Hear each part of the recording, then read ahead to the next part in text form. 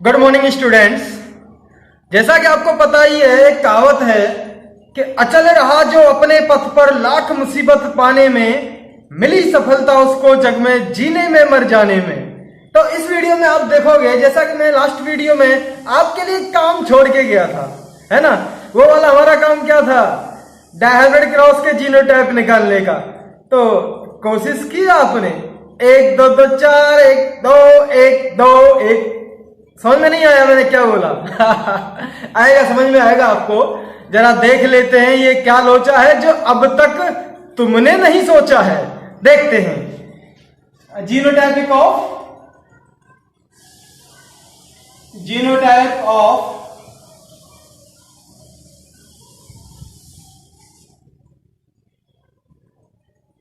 Dihybrid cross का genotype क्या है, उसके बारे में हम चर्चा करेंगे इस वीडियो में। जब आप मेरे साथ टाइम का खर्चा कर रहे हैं तो मैं आपके साथ यहां पर चर्चा कर लेता हूं थोड़ी देर के लिए।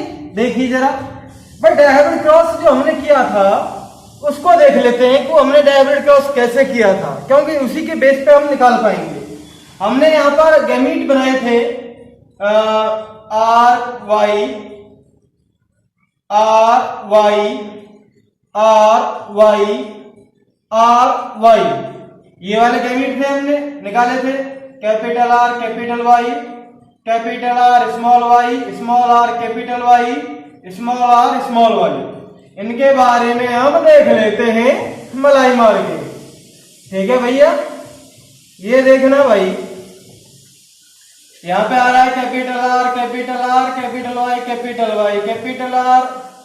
ये ऐसे देखते चले जाएंगे, अगर गलती हो तो मलाई मार के बता देना आप।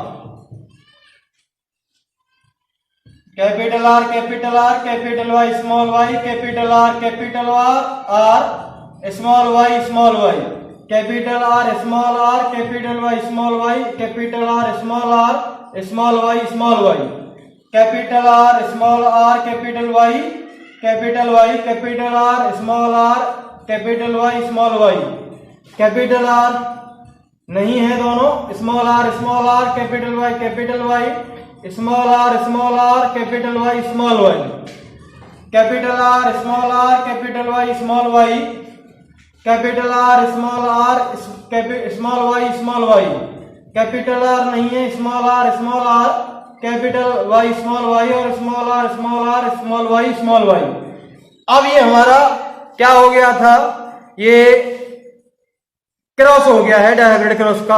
और इसमें आपको पता ही, हमने 2 कैरेक्टर लिए, एक तो सीड शेप ली है और एक हमने सीड का कलर लिया है। ठीक है, अब इसमें देखते हैं। देखो भाई, मैंने आपको बताया था जीनोटाइप, वो वाली बात है ना कि फूल है गुलाब का या चांद बहारों का, जो देखते ही दिल कहीं खो गया बेचारे का। तो यहां पर बाहर से तो आपने फूल देख लिया कि किस किस का फूल है, किस किस का नहीं, लेकिन अब हम उसके अंदर की बातें देखेंगे कि अंदर वो कितना खूबसूरत है वो फूल, है ना। तो यहां पर हम जीनोटाइप का मतलब है जीना है इसके साथ, तो इसके अंदर की बातें देखनी पड़ेंगी। देखिए अंदर की बातें क्या होती हैं जीनोटाइपिक, इसमें जब हम इस क्रॉस के साथ जी रहे हैं तो जीने की बात देखेंगे भैया। जीनोटाइपिक रेशियो क्या होगा इसका, कैपिटल आर कैपिटल वाई, यही तो है। सबसे पहला वाला हमारा कैपिटल आर कैपिटल वाई। ये कितने हैं कैपिटल, एक तो ये है, ठीक, और कहीं है नहीं। तो ये हमारा एक प्लांट बन गया, एक सीड बन गया, यानी कि इस तरह के जीनोटाइप वाला सिर्फ एक है सीड हमारा। अब देखिए, ये जो हमारा सेकंड वाला जो आ रहा है यहां पर capital R capital Y small Y, यही तो आया। ये कितने हैं, capital R capital R capital Y small Y, capital R capital Y small Y. और किसी में है क्या कैपिटल आर इस तरह का कॉम्बिनेशन? नहीं, तो यहां पर 2 में आया। ठीक, अब हमारा जो तीसरा वाला कॉम्बिनेशन आ रहा है ये वाला आएगा, कैपिटल आर कैपिटल वाई। इसके बारे में देखेंगे हम, ये क्या है, ये कितने कैपिटल आर कैपिटल वाई। एक तो ये हो गया हमारा और एक ये हो गया हमारा। और कहीं चला है कैपिटल वाई? नहीं, यहीं पर है, कैपिटल आर कैपिटल वाई। ये भी हमारे 2 हो गए। ठीक है, अब हमारा जो चल रहा है capital R capital Y small Y, ये कितने कैपिटल आर यही तो आगे वाला हुआ, capital R capital Y small Y. 1 2 capital R 3 4 capital R capital Y small Y. एक है, ये है, ये है, ये है, यानी कि 1 2 3 4 पकड़े गए। यहां पे 4 लिख दीजिए मलाई मार के। ठीक है, अब हमारी जो केस आता है वो ये वाला केस आता है, कैपिटल आर स्मॉल वाई। ये कितने केस हैं, कैपिटल आर यही अकेला है, ये मार दो, 1 हो गया। अब आगे की कहानी सुन लो, capital R small Y capital R small Y. ये कितने केस हो गए, एक ये केस हो गया, एक ये केस हो गया, और तो नहीं है भैया, नहीं है, ये लिख दीजिए यहां पर मलाई मार के 2। अब देखिए स्मॉल आर यही तो आ रहा है आगे, स्मॉल आर कैपिटल वाई ये कहीं है, स्मॉल आर कैपिटल वाई। ये हमारा कितना है, 1, ये 1 लिख लीजिए भैया मलाई मार के। ठीक है, ये हमारा 1 हो गया, कैपिटल आर वो स्मॉल आर कैपिटल वाई। अब यहां पे आ रहा है small R capital Y small Y. ये कितने हैं, ये हो गए 2 लिख लीजिए भैया मलाई मार के। अब लास्ट वाला है स्मॉल आर स्मॉल वाई। ये कितने, 1, तो ये 1 लिख जाएगा यहां पे। समझ में आ गई? तो ये हो गया हमारा कौन सा क्रॉस हुआ, बताओ जरा। ये हमारा हो गया जीनोटाइपिक, ये डायब्रिड क्रॉस था, जीनोटाइपिक रेशियो हो गया। खुश, अनाज खाओगे या भूस, आपकी इच्छा है, कुछ भी खा लेना, मिले तो सही। बहुत सारे लोग तो पड़ा के ही खा जाते हैं। मुंह में पानी आ गया क्या? देख लीजिए यहाँ पे पड़ाके की बात फिर बाद में करेंगे बरसात के मौसम में। तो जीनोटाइपिक रेशियो हमारा जो आता है, जीनोटाइप रेशियो किसका, डायब्रिड क्रॉस का, वो ये आता है 1:2:2:4:1:1 1:2:1:1 ये आता है 1:2:4:1:2:1:2:1 ये आया भैया, बिल्कुल क्लियर है। अब आप यहां पर एक बात देखेंगे, मैंने एक आपको पहले कुछ बोला था, मंत्र सा बोला था, उस मंत्र की बात कर लेते हैं। 1 2 2 4 1 2 1 2 1 ये है हमारा जीनोटाइपिक रेशियो, यानी कि 1 2 2 1 2 2 2 2 कितने हो गए, 4 मार दो, फिर 1 2 2 4, फिर 1 2 1 2 1, इस तरह हमारा कॉम्बिनेशन बना सकते हैं। What ever you want, this is the genotypic ratio of dihybrid cross, you can understand very well I think. कोई बात नहीं, हम आगे देखते हैं आगे की क्या घटना घटी थी। तो ये हमारा जीनोटाइपिक रेशियो था, आप प्रैक्टिस कर लेना इसकी और निकाल लेना आप इसको। ठीक है, अब हमारा जो नेक्स्ट टॉपिक है उसके बारे में हम चर्चा कर लेते हैं, क्योंकि जब आप अपने टाइम का खर्चा कर रहे हो मेरे साथ तो चर्चा भी कर लेते हैं। ये देख लीजिए आप, क्या है लोचा। अब हम जो पढ़ेंगे वो ये पढ़ेंगे कि ये मेंडल जो था आखिरकार मेंटल क्यों बना। मैंने आपको बताया था मेंडल मेंटल हो गया था, पैदल हो गया था दिमाग से, मेंडल मेंटल हो गया। क्यों? आखिरकार इस सारे सफर की शुरुआत कैसे हुई? जेनेटिक्स की। बहुत सारे लोगों ने मेंडल की बेइज्जती क्यों की? मेंडल की इतनी इंपॉर्टेंट डिस्कवरी थी, उसको माना क्यों नहीं? उसके क्या लोचा थी?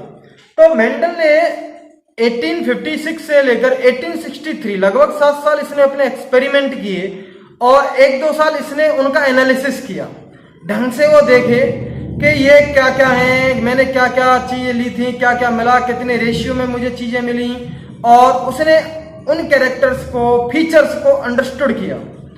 लगभग 1865 में मेंडल ने अपने कंक्लूजन दे दिए थे दुनिया के सामने। 1865 मेंडल gave his आइडिया, उसने अपने आइडिया के बारे में बताया था। आइडिया किसका था? जेनेटिक्स का। जो भी इसने स्टडी की थी उन स्टडीज के बारे में मेंडल ने 1865 के आसपास बता दिया था। लेकिन मेंडल ने अपने रिसर्च पेपर को कुछ इंपॉर्टेंट लाइब्रेरीज में भिजवाया।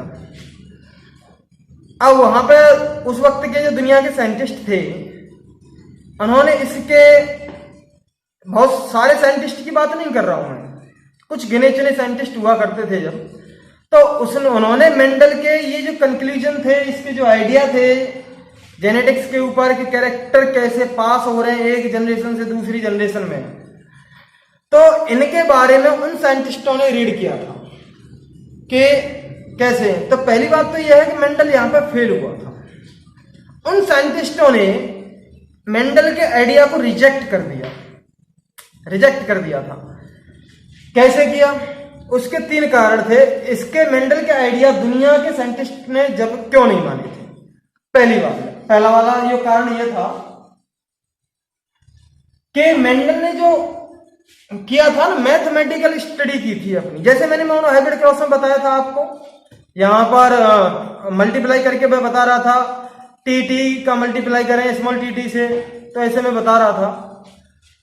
तो यहां पर मेंडल ने सबसे पहले बायोलॉजी में मैथमेटिकल चीज का यूज किया, और उस वक्त के साइंटिस्टों ने क्या कहा, अरे भैया हमें पहले से ही मैथ से डर लगता था, अब तुम इसलिए बायोलॉजी ली थी, अब तुम बायोलॉजी में ही मैथ घुसा रहे हो, ये तो बहुत बड़ा लोचा हो जाएगा हमारे लिए। उन्होंने इसलिए मेंडल के आइडिया को रिजेक्ट कर दिया। तो मेंडल यूज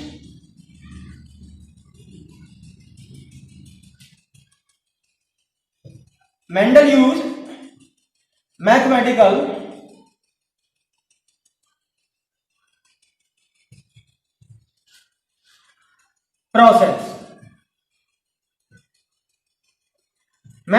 प्रोसेस का इसने यूज किया, यानी कि कुल मिला की बात है मैथ का यूज किया।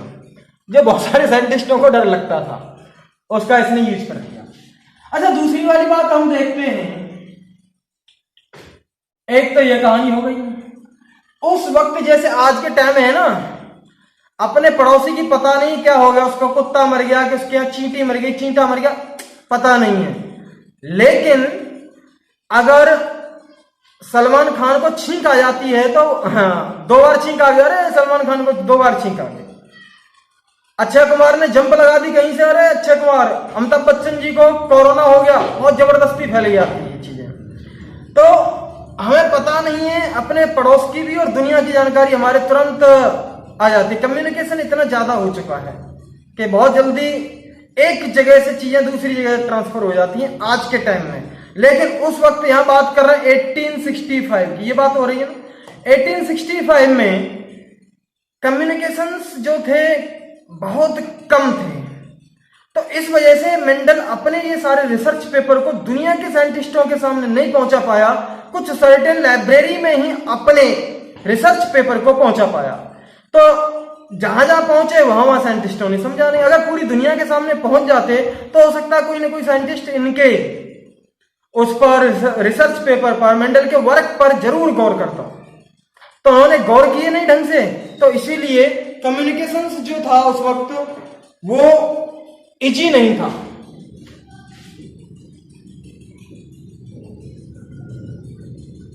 कम्युनिकेशन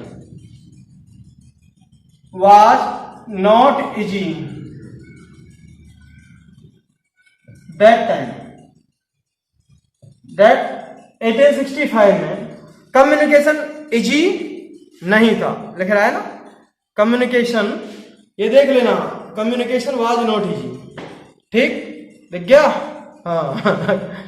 अब देखिए तीसरा वाला जो लोचा आता है, इसने मेंडल ने, जो हम आज जीन का यूज करते हैं, जीन की जो डिस्कवरी की है जॉनसन ने की 1909 में, तो मेंडल ने जीन को फैक्टर कहा था, और उसने कहा था कि कुछ फैक्टर होते हैं जो एक जनरेशन से दूसरी जनरेशन में जा रहे हैं और यही कैरेक्टर के लिए रेस्पॉन्सिबल होते हैं। तो उस वक्त के साइंटिस्टों ने कहा यार ये पगला गया है क्या, ऐसा कौन सा फैक्टर है, क्या लोचा पता नहीं, फैक्टर वैक्टर देने लग गया बायोलॉजी के अंदर। तो फैक्टर्स की जो लैंग्वेज थी मेंडल की, वो दुनिया भर के साइंटिस्टों ने नहीं समझी।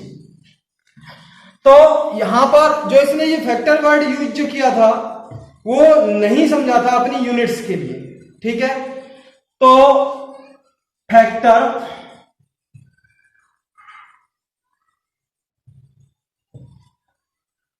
वाज फैक्टर्स, हाँ, were not understand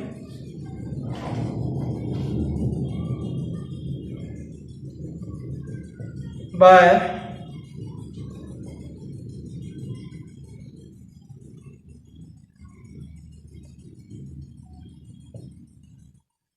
factors were not understood by scientists for carrying characters.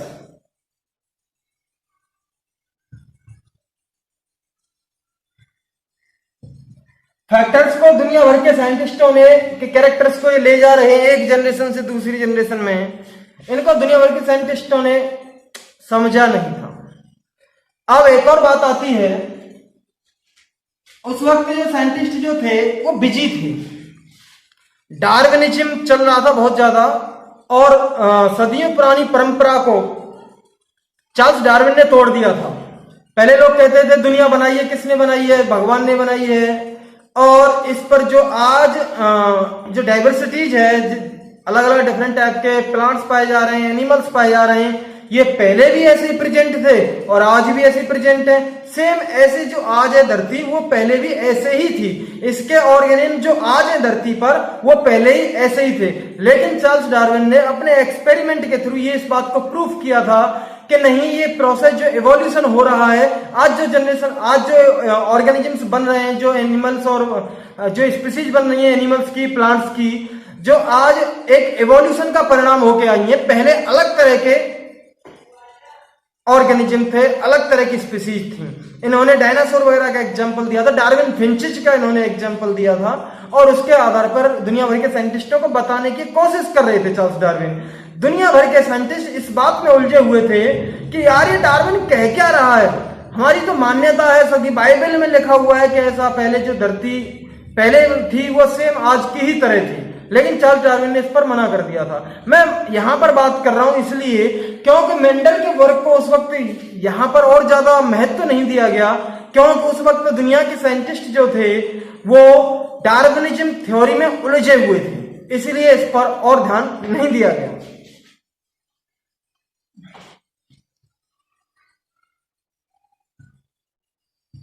Scientists are busy that time in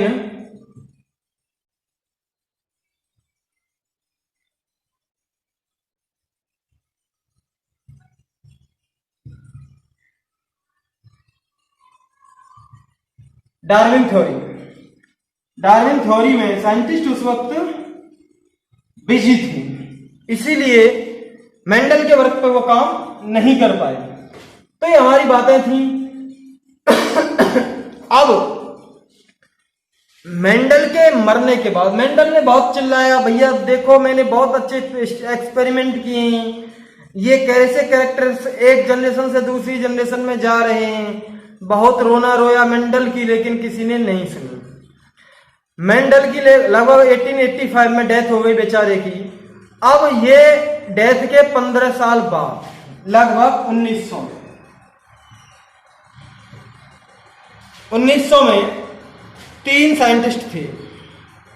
उन्होंने अलग अलग जगह पर एक्सपेरिमेंट किए, अपने अपने देश में एक्सपेरिमेंट किए, और वही कंक्लूजन निकाला जो मेंडल ने निकाला था। और इसके आधार पर उन्होंने कहा कि मेंडल सही था, हमने उसे वास्तव में महत्व नहीं दिया, इसलिए ये हमारी कमी है। तो यहां पर ये देख लेते हैं कौन कौन से साइंटिस्ट थे। ह्यूगो, अरे भैया क्या हुआ,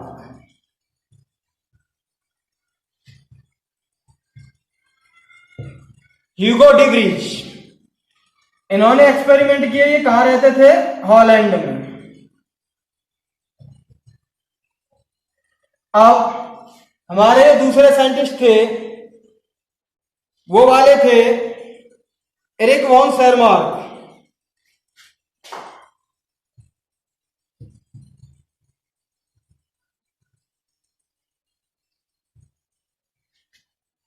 ये जो रहते थे ये ऑस्ट्रिया में रहते थे। और तीसरे वाले थे कार्ल कॉरेंस। ये जो रहते थे जर्मनी में रहते थे। कब की बात बता रहे हैं? 1900 की बात बता रहे हैं। ह्यूगो डिग्रीज हॉलैंड में इन्होंने एक्सपेरिमेंट किया। एरिक वॉन शेरमार्क ने ऑस्ट्रिया में एक्सपेरिमेंट किया। कार्ल कॉरेंस ने जर्मनी में एक्सपेरिमेंट किया। और इन्होंने अपने एक्सपेरिमेंट से यह प्रूफ किया कि मेंडल ने सही बताया था। तो इनके एक्सपेरिमेंट को क्या माना गया? Discovery of Mendel's law. Mendel's law की रीडिस्कवरी इनके माना गया। तो इसलिए इन्होंने मेंडल को ज्यादा कहा कि भैया ज्यादा इसको महत्व देते हैं। मेंडल जो बेचारा जल जल के मर गया दुनिया के सामने, कुड़ कुड़ के मर गया कि मेरी बात नहीं मानी। इन्होंने इन तीनों साइंटिस्टों ने मेंडल की मूर्ति पे आके माला चढ़ाई। करे मेंडल तुम तो खामोखा मेंटल हो गए थे। चलो कोई बात नहीं, अब आपका सम्मान दे देते हैं। इसलिए मेंडल को फादर ऑफ जेनेटिक्स कहा गया है। जेनेटिक्स का फादर ये कहा गया है किसको? मेंडल को। अब हम देखते हैं जो हमारा जो टॉपिक आ रहा है वो है हमारा क्रोमोसोमल थ्योरी ऑफ इनहेरिटेंस। इसके बारे में हम देखते हैं।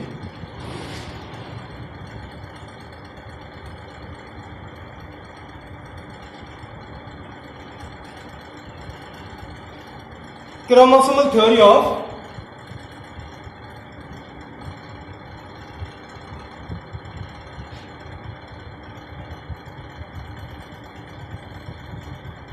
इनहेरिटेंस।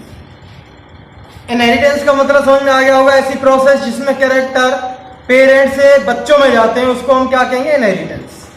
अब जो कैरेक्टर्स को ले रहे हैं उनमें इन क्रोमोसोम्स की दिख रहा है भैया?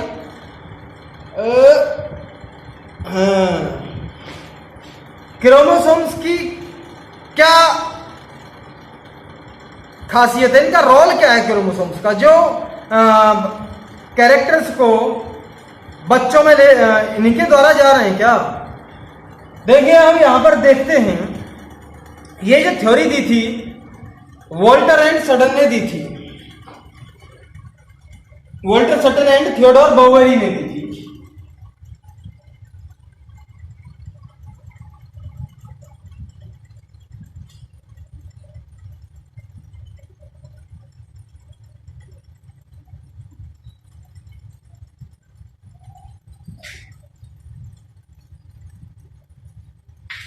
Walter Sutton and Theodor Boveri ने ये दी थी लगभग 1902 में। इस थ्योरी के बारे में बताया गया था। इन्होंने क्या बताया, इनकी थ्योरी के अनुसार मैं आपको बता रहा हूं कि जैसे ये एक सेल है, इस सेल में हमारे में न्यूक्लियस होता है। न्यूक्लियस में क्रोमोसोम्स के दो सेट पाए जा रहे हैं। एक सेट को तो मैं डार्क बना देता हूं, दूसरे को मैं लाइट बना देता हूं। ठीक है, इस तरह हमारी कंडीशन होती है। जब ये डिवीजन करने जाती है तो एक फेज आती है G2 फेज, ये है G1 फेज। इसमें क्या होता है, G2 फेज में यहां पर सिंथेसिस होता है। एस फेज में सिंथेसिस होगा, डीएनए का अमाउंट ज्यादा होगा। और G2 फेज में क्या स्थिति आ जाती है,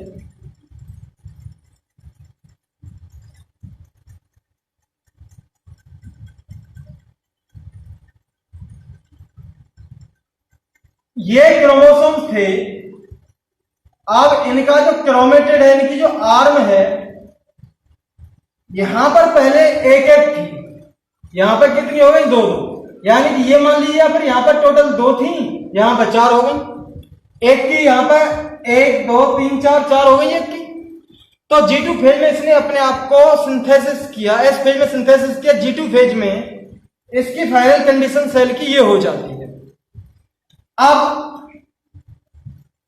यहां पर ये सेल डिवाइड करती है मियोसिस फर्स्ट में, मियोसिस डिवीजन करेगी ये सेल, मियोसिस फर्स्ट। तो दो सेल बनेंगी। जब दो सेल बनती हैं तो ये देखिए आप, ये कैसे पैरेलल जाते हैं। इन्होंने बताया था कि क्रोमोसोम पैरेलल मूवमेंट करते हैं। आधा ये कट के एक तो पूरा ये जाएगा सेट, ये पूरा इधर जाएगा। एक सेट किधर जाएगा, इस वाला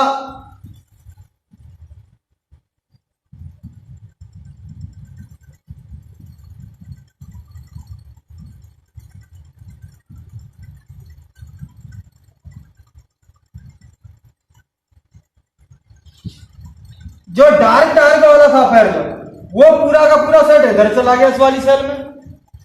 और जो लाइट वाला था वो पूरा का पूरा सेट इधर चला गया, यानी कि पैरेलल ऐसे टूटे ये।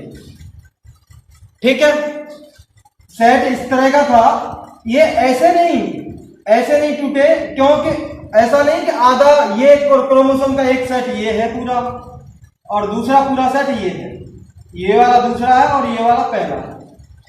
तो ऐसा नहीं, पूरा का पूरा एक सेट तो इधर वाले में गया, पूरा का पूरा दूसरा सेट इधर वाले में गया। ऐसे मूवमेंट नहीं होता है, पूरे के पूरे सेट का मूवमेंट होता है। अब इसके बाद जो बनी है सेल, छोटी बन जा भाई, स्पेस नहीं आ रहा नीचे तक।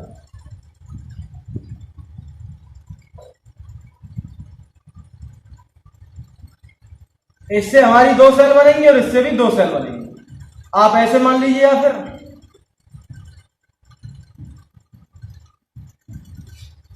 ऐसे ऐसे सेल बन रही हैं।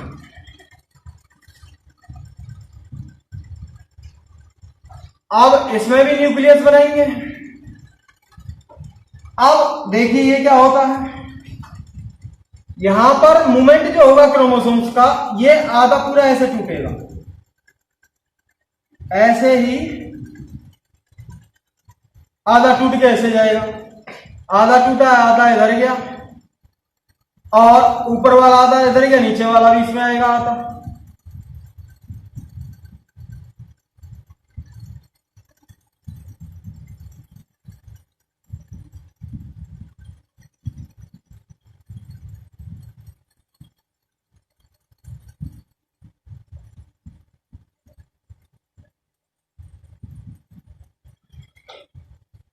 ये देखिए,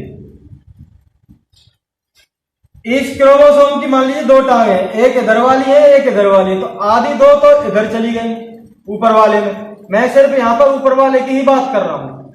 आधी दो टांग इधर चली गई और आधी इसकी जो है वो इधर आ गई ऊपर वाले की।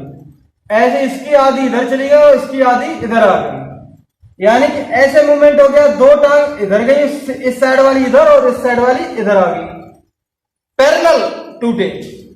ऐसे इसकी पूरी की ये दोनों क्रोमोसोम है, ये मान लीजिए ये तो दोनों ऊपर वाले में चली गई, अब ये वाली दोनों जो है ये इस वाले में चली गई, ये दोनों इस वाले में चली गई और ये दोनों इस वाले में आ गई।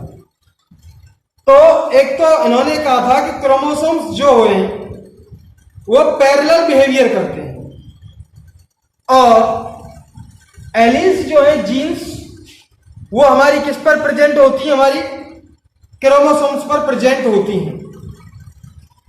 तो वो भी हमारी किस तरह जाएंगी, जैसे क्रोमोसोम्स जा रहे हैं ऐसे हमारी क्या जाएंगी, एलील्स जाएंगी। ठीक है, ये इन्होंने बताया था। पहला पॉइंट लिख लेते हैं, जीन्स। कौन सी कंडीशन की बात कर रहा हूं मैं बात कर रहा हूं डिप्लॉयड कंडीशन की। Genes are present in pair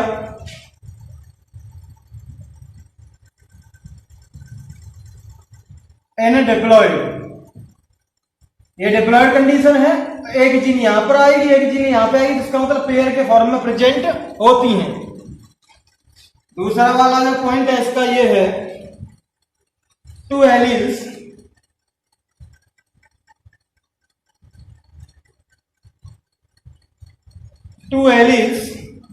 of a gene pair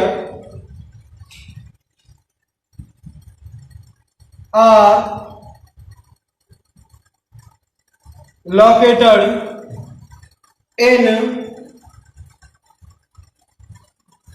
located on homologous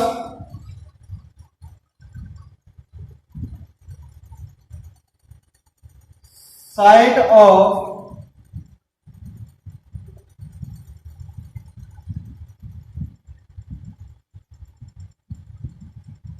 homologous chromosomes।